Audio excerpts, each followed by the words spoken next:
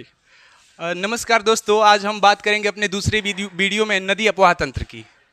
तो भारत की नदियों की बात की जाए तो भारत की कुल 3 प्रकार की अपवाह तंत्र नदियाँ पाई जाती हैं। पहला है हिमालयी नदी तंत्र, दूसरा है प्रायद्वीपीय अपवाह तंत्र और तीसरा है अंतरा अपवाह तंत्र।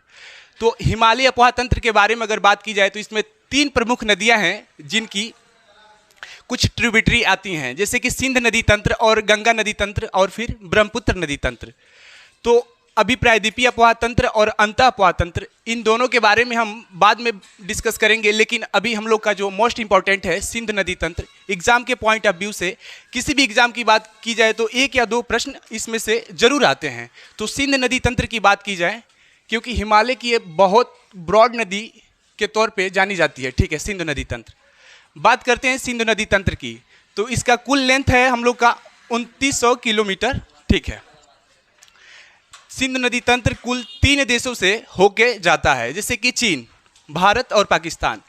चीन का एक तिब्बत है। तिब्बत की बात की जाए तो सन 1954 में जब देश आज़ाद हुआ तो एक बंजर के तौर पे तिब्बत था, चूँकि भारत का हिस्सा था तिब्बत। फिर क्या हुआ कि उस समय भारत के तत्कालीन प्रधानमंत्री जवाहरलाल नेहरू थे और ये तिब्बत चीन को दे दिए कि ये बोल के कि ये बंजर ज़मीन है, इसमें कुछ नहीं होता है। लेकिन तिब्बत अब यार साइलेंस बनाए रखो, ठीक है सर, कुछ ठीक है। चलिए बात करते हैं हम तिब्बत की। पेशेंस, नहीं पढ़ना है तो आप लोग वहाँ बैठ जाएं, ठीक। हाँ चलिए, हाँ ठीक है। चीन, अब इसके उद्गमन स्थल की बात करते हैं, ठीक है। तो एक जैसे कि हिमालय के 4 भाग हैं, ठीक है ना। हिमालय के कितने भाग हैं? 4 भाग है, ठीक है। सबसे ऊपरी भाग यानी सबसे बड़ा भाग या सबसे प्राचीन की अगर बात की जाए तो उसको कहते हैं ट्रांस हिमालय। ट्रांस हिमालय में एक जगह है जिसको हम कहते हैं मानसरोवर झील, ये तिब्बत में। इसका लोकेशन कहाँ पड़ता है? तिब्बत में। बहुत बढ़िया। तिब्बत में कुछ ग्लेशियर भी हैं जो मानसरोवर झील के अंतर्गत आते हैं। एक ग्लेशियर का नाम है आंग्सी ग्लेशियर, आंग्सी ग्लेशियर, ठीक है। आंग्सी ग्लेशियर से सिंध नदी की उत्पत्ति होती है और ये आगे बढ़ते ये यहाँ तक आता है, अर्थात भारत की सीमा तक, ठीक है। भारत की सीमा में प्रवेश करने से पहले लद्दाख में एक स्थान है जिसका नाम है दमचोक। दमचोक से ये भारत में प्रवेश करता है, ठीक है। भारत में दमचोक से प्रवेश करता है और ये जो हिस्सा है, ये यहाँ से ये जो हिस्सा है ये टोटल है लद्दाख का और नीचे है जम्मू एंड कश्मीर का, ठीक है। पहले 2019 से पहले ये एक भारत का राज्य हुआ करता था, चूँकि अब 31 अक्टूबर सन 2019 को ये केंद्र शासित के रूप में जाना जाने लगा। इसमें जम्मू एंड कश्मीर, जिसका क्षेत्रफल था 2,22,226 वर्ग किमी स्क्वायर, जिसे तोड़ने के बाद 2 केंद्र शासित बनाया गया, एक जम्मू एंड कश्मीर और दूसरा लद्दाख। लद्दाख का कैपिटल सिटी है लेह। लेह जो कि लद्दाख के ऊपरी वाले हिस्से में यानी कि अक्साई चीन के जस्ट नीचे में लेह है। तो ये जो दमचोक से प्रवेश करता है तो ये आगे बढ़ते यहाँ से भारत से बाहर निकलता है और फिर ये पाकिस्तान में आ जाता है। भारत से बाहर निकलने से पहले ये कुछ हिमालय की श्रेणियों से प्रवेश करता है, ठीक है। चलिए बात हम करते हैं काराकोरम श्रेणी की। काराकोरम श्रेणी जिसमें हम लोग का K2 है। K2 की ऊंचाई कितनी है? नहीं, बिल्कुल गलत, याद कर लीजिएगा आप लोग, ठीक है। हाँ, K2। चलिए K2 जस्ट उसके नीचे हम लोग का एक और श्रेणी आता है लद्दाख श्रेणी, ठीक है। लद्दाख श्रेणी और जास्कर श्रेणी, लद्दाख और जास्कर श्रेणी के बीच से हम लोग का सिंधु नदी निकलता है, ठीक है। तो बात हम करते हैं यहाँ पे कुछ इससे रिलेटेड कुछ फैक्ट के बारे में। तिब्बत, सिंध नदी को तिब्बत में सिंगी खवान कहते हैं। सिंगी खवान का मतलब होता है तिब्बती भाषा में शेर का मुंह, ठीक है।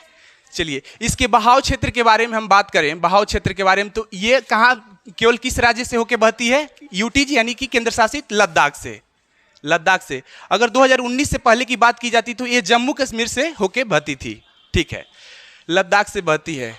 लद्दाख ये जो हिस्सा हम लोग का है यहाँ पे K2 के जस्ट नीचे वाला हिस्सा अर्थात लद्दाख श्रेणी में, इसे कहते हैं सियाचिन ग्लेशियर। सियाचिन ग्लेशियर के बारे में अगर बात की जाए तो ये दुनिया का सबसे ऊंचा युद्ध वाला क्षेत्र है, ठीक है। दुनिया का सबसे ऊंचा युद्ध वाला क्षेत्र है। यहाँ पे हम लोग के जवान रहते हैं जो कि बहुत ज़्यादा उनको दिक्कत का सामना करना पड़ता है। सियाचिन में रहने वाले जो भी जवान हैं उनको एक प्रकार की बीमारी हो जाती है, उनको उस बीमारी को कहते हैं हाइपोथर्मिया। हाइपोथर्मिया किसके वजह से होती है? ज़्यादा कम टेम्परेचर की वजह से एक बीमारी हो जाती है हाइपोथर्मिया। चलिए अब हम बात करेंगे, बहुत शॉर्ट में हम लेके चलेंगे, वीडियो ज़्यादा लॉन्ग ना हो जाए, तो सिंधु की कुछ सहायक नदियों के बारे में हम बात करेंगे, बस फैक्चुअली बात किया जाएगा। तो बात करते हैं हम झेलम के बारे में कुछ फैक्ट। एकमात्र नदी जो पाक और इंडिया का सीमा बनाती है उसको कहते हैं हम झेलम। अब हम लोग देखेंगे मैप के थ्रू, तो ये यहाँ पे ये जो नदी है झेलम, झेलम यहाँ, तो ये ऐसे ऐसे आके और ये भारत और पाक का सीमा बना के आगे आ जाती है, ठीक है, आगे आ जाती है। जस्ट इसके नीचे से हम लोग की नदी निकलती है चिनाब। चिनाब कौन सी नदी है? सिंधु की सबसे बड़ी सहायक चिनाब, ठीक है, जिसका लेंथ कितना है? तो 1180 किलोमीटर है, ठीक है। अब चिनाब की उत्पत्ति के बारे में बात करते हैं हम। तो चिनाब की उत्पत्ति हिमाचल प्रदेश के एक जगह से होती है। चंद्र और भागा दो नदियां मिलके हिमाचल प्रदेश के एक जगह से इनकी उत्पत्ति होती है और आगे बढ़ती हैं। ये तो आगे बढ़ती है तो एक जगह है तांडी, तांडी में ये चिनाब नाम से जानी जाती है, ठीक है, और सिंधु की सबसे बड़ी सहायक है। चलिए आगे हम बात करते हैं। तो ये जो चिनाब है, जस्ट इसके नीचे एक और इसकी सहायक नदी है रावी नदी, ठीक है। चिनाब की अगर बात करें हिमाचल प्रदेश में इसकी उत्पत्ति होती है, किस दर्रे से होती है? तो उस दर्रे का नाम है बड़ा लाचा दर्रा, ठीक है, बड़ा लाचा दर्रा। ये नोटेबल फैक्ट्स हैं, सब आप लोग याद कर लीजिए, बेस्ट रहेगा। चलिए जस्ट इसके नीचे हम लोग की रावी नदी आती है। रावी के बारे में हम लोग बाद में बात करेंगे। उसके नीचे एक और नदी है ब्यास नदी, बहुत इंपॉर्टेंट है एग्जाम के पॉइंट ऑफ व्यू से, ठीक है। तो ब्यास की बात हम करें तो ब्यास भारत पंजाब के हरिके नामक जगह पर सतलज से मिल जाती है। अब प्रश्न आता है कि हरिके है कहाँ? तो हरिके पंजाब में है। हरिके के बारे में भी चर्चा होगा कुछ। चलिए, तो जहाँ हरिके में क्या है? भाखड़ा नांगल बांध है, ठीक है, भाखड़ा नांगल बांध है। कुछ इसकी विशेषताएं आप लोग बता सकते हैं भाखड़ा नांगल की? ये भारत का सबसे ऊंचा, ठीक है ना, और विश्व का भी सबसे ऊंचा, ठीक है। चलिए, और सबसे लंबी नहर प्रणाली इंदिरा गांधी नहर, ये भी इसके बारे में बात होगा, हम लोग वीडियो के लास्ट में इसके बारे में बात करेंगे। चलिए ठीक है, अब बात करते हैं सिंध की कुछ सहायक नदियों के बारे में। जो सबसे इंपॉर्टेंट प्रमुख नदियों में ये आता है हम लोग का झेलम नदी, ठीक है। झेलम नदी की उत्पत्ति कहाँ होती है? एक झील है बैरीनाग झील, जम्मू एंड कश्मीर में आता है, ठीक है। और प्रश्न पूछा था एक बार यूपीपीसीएस की, पाक झेलम नदी क्या चिनाब में कहाँ जाके मिलती है? तो पाकिस्तान के झंग में चिनाब से ये मिल जाती है, ठीक है ना। एक जगह है पाकिस्तान के झंग, ठीक है। जस्ट इसके बाद हम एक और नदी की बात करते हैं, रावी, ठीक है। तो रावी ये रोहतांग दर्रे से निकलती है, ठीक है। कुल्लू की पहाड़ी से बहते हुए पाकिस्तान के सराय सिंधु नामक स्थान पे चिनाब से जाके मिल जाती है। जो ये झंग जो स्थान है, इससे जस्ट 90 किलोमीटर पीछे ये सराय सिंधु नामक एक स्थान है। तो पहले ये हम लोग की रावी मिलती है चिनाब से, जस्ट इसके बाद हम लोग की झेलम मिल जाती है, ठीक है, 90 किमी पहले ही। अब आता है हम लोग का सतलज। सतलज, सतलज भी ये ट्रांस हिमालय की एक नदी है। ट्रांस हिमालय मतलब हिमालय पार की नदी, ठीक। सतलज, सतलज एक जस्ट मानसरोवर जो झील है, इसके नीचे एक हम लोग का एक और झील आता है, उसको कहते हैं हम लोग क्या? राकसताल झील, ठीक है, राकसताल झील। यहाँ से इसकी उत्पत्ति होती है हम लोग की सतलज की नदी, ठीक है। सतलज, सतलज यहाँ पे है सतलज, ठीक है। सतलज आती है किस दर्रे से भारत में प्रवेश करती है? शिवकिला दर्रा, बहुत बढ़िया, शिवकिला दर्रा से भारत में प्रवेश करती है। और प्रवेश करते हुए यहाँ पे पंजाब में जब आती है ये, तो पंजाब की भूमि को बहुत ज़्यादा उपजाऊ कर जाती है, ठीक है ना। इसी वजह से पंजाब हर एक फसल के उत्पादन में प्रति हेक्टेयर में प्रथम स्थान उसी का है, ध्यान रहे, गेहूं, चावल एक्सेट्रा, ठीक है। जस्ट इसके बाद हम लोग ब्यास नदी यहाँ से चल चुकी होती है। ब्यास नदी किस दर्रे से निकलती है? पता कर लीजिएगा, हम कुछ नहीं बताने वाले हैं, आप लोग समझिए होमवर्क के तौर पे, ठीक है। ब्यास नदी यहाँ से आती है और एक हरिके नामक स्थान है पंजाब में, यहाँ से सतलज से मिल जाती है, ठीक है, सतलज से मिल जाती है।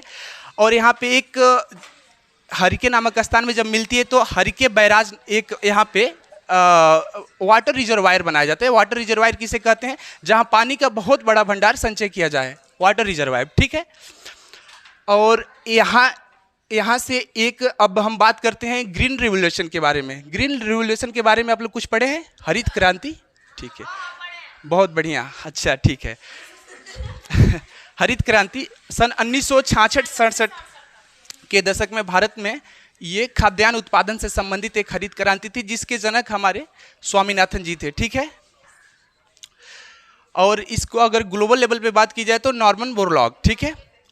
तो यहाँ एक नहर निकलती है भारत की सबसे बड़ी और सबसे मतलब इम्पोर्टेंट नहर, जिसको कहते हैं हम इंदिरा गांधी नहर, ठीक है। इंदिरा गांधी नहर, इंदिरा गांधी नहर ये जो कि 1966-67 के हरित क्रांति के समय बहुत ज़्यादा योगदान दी भारत को खाद्यान्न में, मतलब बहुत महत्वपूर्ण बनाने हेतु, ठीक है। चलिए आगे हम बात करते हैं यहाँ पे ब्यास नदी के बारे में।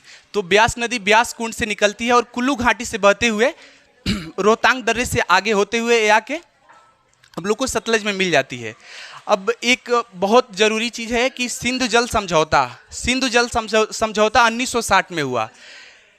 ये वर्ल्ड बैंक के सहायता से 1960 में हुआ। उस समय पाकिस्तान के प्राइम मिनिस्टर कौन थे? आयूब खान, बहुत बढ़िया।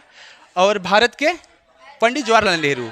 तो इस समझौते में क्या हुआ कि कुल 6 नदियाँ थीं, कुल 6 नदियाँ, और इनका जल विभाजन था। तो इनका जल विभाजन इस तरीके से किया गया, ऊपर की 3 नदियाँ पाकिस्तान इसमें बाहुल्य रहेगा और नीचे की 3 नदियाँ में भारत। कहने का मतलब क्या था? सिंधु, झेलम, चिनाब में पाकिस्तान का पार्टीशन कितना? 80% और भारत का 20%। जस्ट इसके नीचे रावी, ब्यास और सतलज में इंडिया का कितना रहेगा और पाकिस्तान का? चलिए इनका लोकेशन देख लेते हैं। ये हम लोग का हो गया सिंध नदी, ये जो बड़ा वाला ब्लैक सा निकला है यहाँ से सिंध हो गया।